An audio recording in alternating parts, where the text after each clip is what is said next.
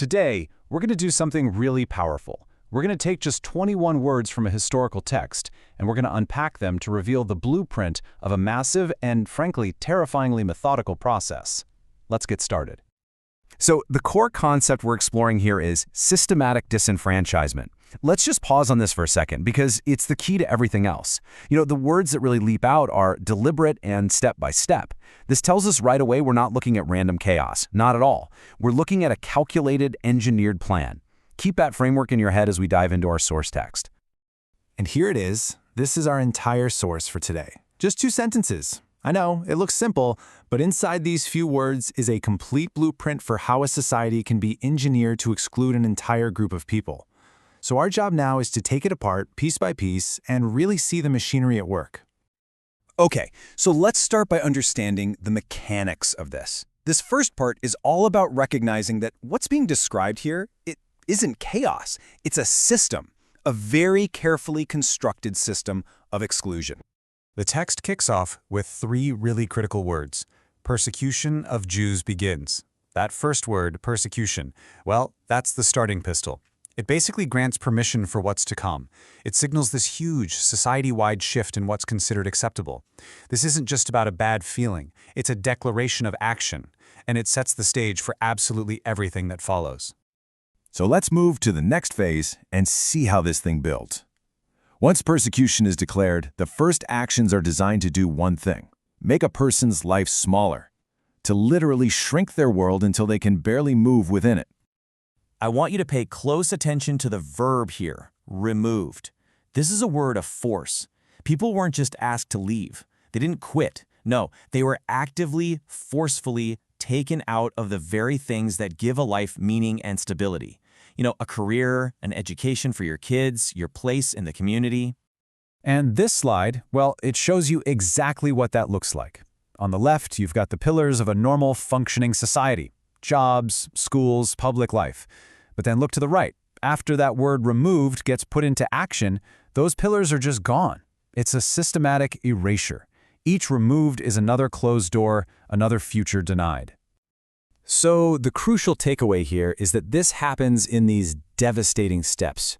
First, you lose your way of providing for your family. Then, you lose the chance for your children to have a future.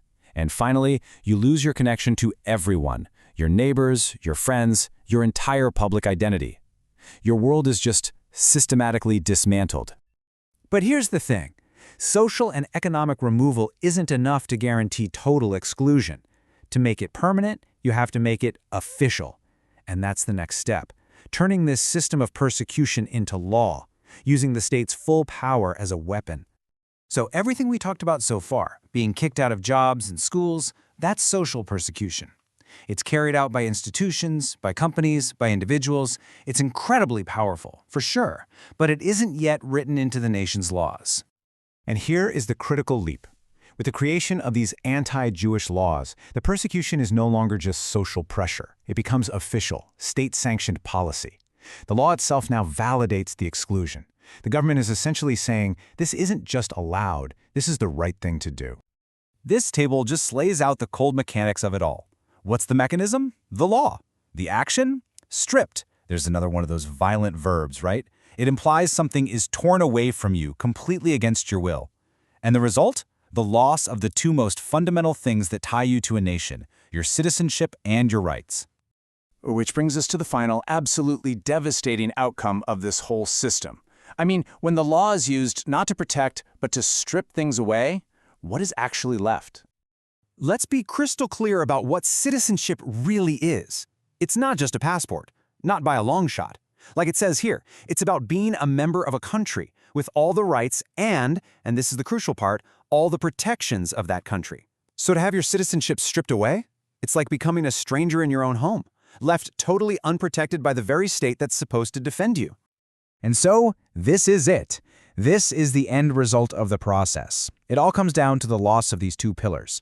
Without citizenship, you have no country to protect you. And without rights, you have no legal defense against anything. So if we map it all out, you see this sort of funnel of disenfranchisement. It starts really wide with social removal from daily life. Then it narrows down at the legal stage, where that removal gets officially coded into law.